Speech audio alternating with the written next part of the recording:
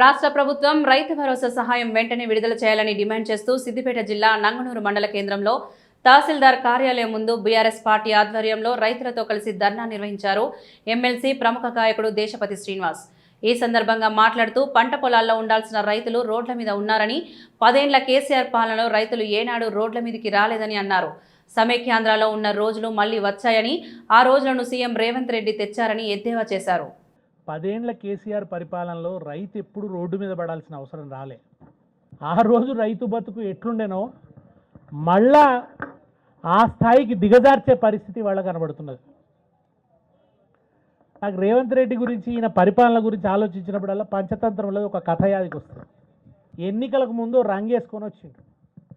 రంగేసుకొని వచ్చి ఇష్టం ఉన్నట్టు మాట్లాడిండు, ఇష్టమున్న వాగ్దానం చేసిండు. ఇక నరం లేని నాలుక నోటికి మొక్కాలి. ఇక దేశమంతటా ప్రాజెక్టులు కట్టిరు, కానీ ప్రాజెక్టులకు నోచుకొని భూమి మన తెలంగాణ భూమి.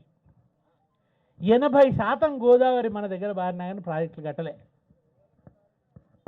కృష్ణానది మన కాళ్ళ కింద నుంచి బారుతున్నా కానీ మన ప్రాజెక్టులు కట్టలే. మొట్టమొదట తెలంగాణ ఉద్యమంలో మన పరిస్థితి ఎట్లుండే అంటే, గోదావరి మన దగ్గర నుంచే పారుతుందిరా బాబు, గోదావరి మన దగ్గరనే ఉందని చెప్పుడే ఓపెన్ అయింది. కేసీఆర్ వచ్చిన తర్వాతనే ఆయన ధర్మపురికి పోయి ఆయన స్నానం చేసి, ఇది గోదావరి కాదా, మాకు ఎందుకు నిధులు కేటాయించరు, మా దగ్గర పుష్కరాలు ఎందుకు చేయరంటే అప్పుడు హడావిడిగా చంద్రబాబు నాయుడు ఉరుకొచ్చి ఈ పరిస్థితులలోంచి కరెంట్ అడిగితే చంద్రబాబు నాయుడు కాల్చి చంపిండు కదా బషీర్బాగ్లో. ఎంత ఘోరమైన పరిస్థితి. బిల్లులు, కరెంటు బిల్లులు తగ్గించమని పోతే బషీర్బాగ్లో కాల్చి చంపిండు. ఆ కాల్చి చంపిన నెత్తుటి మడుగులోంచి లేచిందే గులాబీ జెండా. అప్పుడే కదా కేసీఆర్ గారు గులాబీ జెండా ఎగరేసిండ్రు. దాంట్లోంచి ఒక పోరాటం పుట్టి, ఆ పోరాటం మొత్తం తెలంగాణను చుట్టుముట్టి మందినంతా ఒక్కటి చేసి 14 ఏళ్ళు పోరాటం చేసి తెలంగాణ సాధించుకున్నాం. మనం సాధించుకున్న తర్వాత కేసీఆర్ గారు ఒక తపస్సు చేసినట్టు చేసిండు.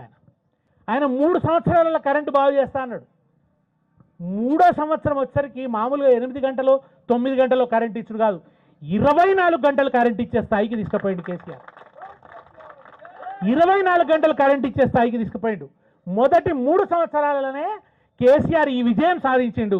కరెంటు బాగు చేసిన తర్వాత 3 సంవత్సరాల కాళేశ్వరం పూర్తి చేసిండు. అసలు ప్రాజెక్టులు అంటే 10 సంవత్సరాలు 20 సంవత్సరాలు.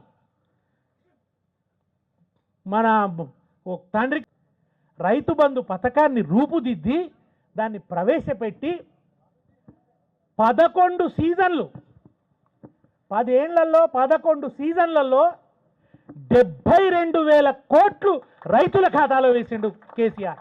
రైతు ఆత్మగౌరవం కాపాడిండు కేసీఆర్. రైతు తలెత్తుకొని తిరిగేటట్టు చేసిండు కేసీఆర్. కరోనా వచ్చినా కూడా